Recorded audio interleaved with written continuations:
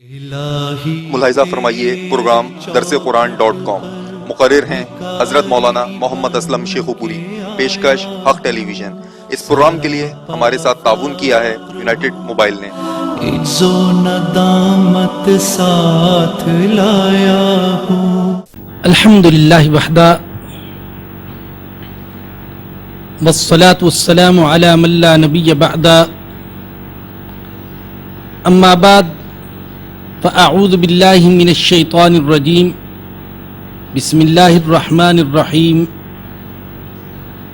یا ایہا الذین آمنوا اجتنبوا کثیرا من الظن ان بعض الظن اثم ولا تجسسوا ولا یغتب بعضکم بعضا ایحب احدکم ان یأکل لحم اخیہ میتا فکرہتموہ واتقوا اللہ ان اللہ تواب الرحیم۔ صدق اللہ العظیم۔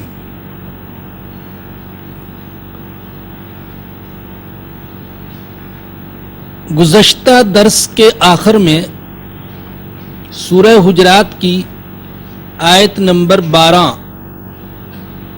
زیر بحث تھی کہ درس کا وقت ختم ہو جانے کی وجہ سے ہم اس آیت کریمہ کی مکمل تشریح اور تفسیر بیان نہ کر سکے،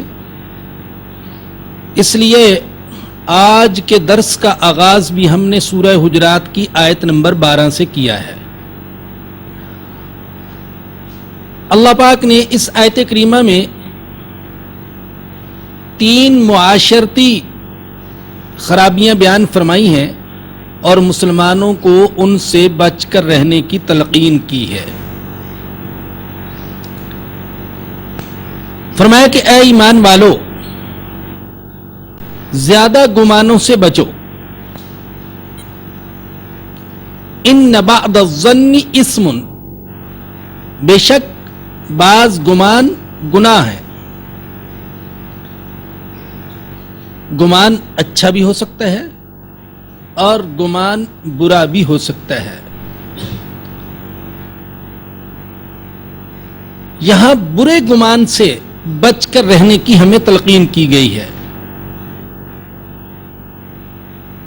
برا گمان خواہ اللہ کے بارے میں ہو، اللہ کے نبیوں کے بارے میں ہو، اللہ کے نیک بندوں کے بارے میں ہو، یا عام انسانوں کے بارے میں۔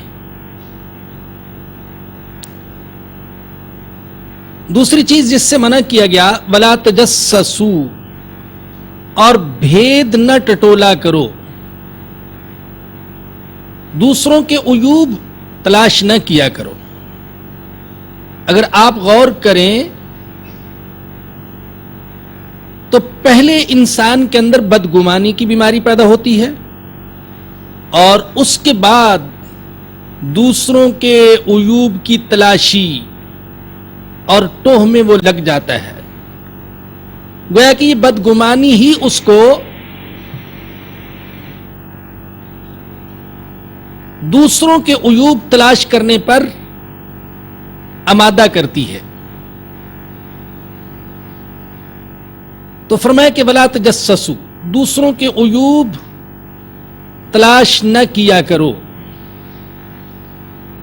کسی کی باتیں چھپ کر سننا، بلا اجازت کسی کے خطوط کھول لینا، یا خفیہ طور پر کسی کا فون ٹیپ کرنا، یہ سب چیزیں اس میں آ جاتی ہیں۔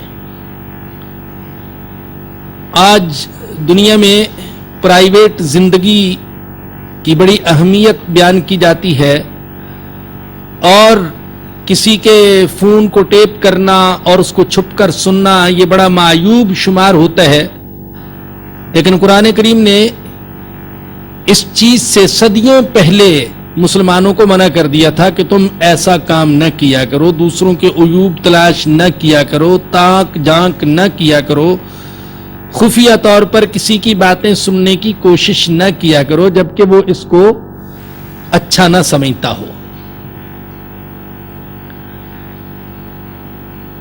تیسری چیز جس سے منع کیا گیا، وَلَا يَغْتَبْ بَعْضُكُمْ بَعْضًا، اور تم ایک دوسرے کی غیبت نہ کیا کرو. پہلی جو دو برائیاں ہیں ان کے حوالے سے پچھلے درس میں کسی قدر تفصیل سے گفتگو ہو چکی، بدگمانی کے بارے میں بھی اور عیوب تلاش کرنے کے بارے میں بھی. یہ تیسری برائی ایسی ہے کہ اس کے حوالے سے تفصیلی بات نہیں ہو سکی تھی کہ اللہ فرماتے ہیں کہ ایک دوسرے کی غیبت نہ کیا کرو. غیبت کیا ہے؟ نبی کریم صلی اللہ علیہ وسلم نے حدیث میں اس کی خود وضاحت فرمائی ہے. صحیح مسلم میں روایت ہے، حضرت ابو ہریرہ رضی اللہ عنہ فرماتے ہیں کہ اللہ کے نبی نے صحابہ سے پوچھا، اتدرون مل غیبہ، کیا تم جانتے ہو کہ غیبت کیا ہے؟ صحابہ اکرام نے اپنے مزاج اور عادت کے مطابق جواب دیا، واللہ عالم، اللہ ہی زیادہ جانتا ہے. بسا اوقات ایسا ہوتا تھا کہ حضور صحابہ سے کوئی سوال کرتے، کیا تم جانتے ہو؟ اور وہ کہتے اللہ عالم، اور بعض اوقات کہتے اللہ ورسولہ عالم، اللہ اور اس کے رسول ہی زیادہ جانتے ہیں. یہ صحابہ اکرام کا ادب تھا. بعض اوقات جانتے بھی ہوتے تھے کہ اس سوال کا جواب کیا ہے، لیکن پھر بھی جواب نہیں دیتے تھے، یوں ہی عرض کر دیتے اللہ ورسولہ عالم، اللہ اور اس کے رسول ہی زیادہ جانتے ہیں. آپ جانتے ہیں حجۃ الوداع کے موقع پر نبی کریم صلی اللہ علیہ وسلم نے صحابہ اکرام سے سوال کیا، آج کا دن کون سا دن ہے؟ صحابہ جانتے تھے کہ حج کا دن ہے، عرفے کا دن ہے، لیکن انہوں نے جواب نہیں دیا، کہا اللہ ورسولہ عالم، اللہ اور اس کے رسول ہی زیادہ جانتے ہیں. آپ سوال فرماتے ہیں یہ شہر کون سا ہے؟ صحابہ اس سوال کے جواب میں بھی یہی کہتے ہیں کہ اللہ اور اس کے رسول ہی زیادہ جانتے ہیں. آپ نے سوال کیا کہ یہ مہینہ کون سا ہے؟ تو اس کے جواب میں بھی یہی عرض کیا، اللہ ورسولہ عالم، اللہ اور اس کے رسول زیادہ جانتے ہیں. حالانکہ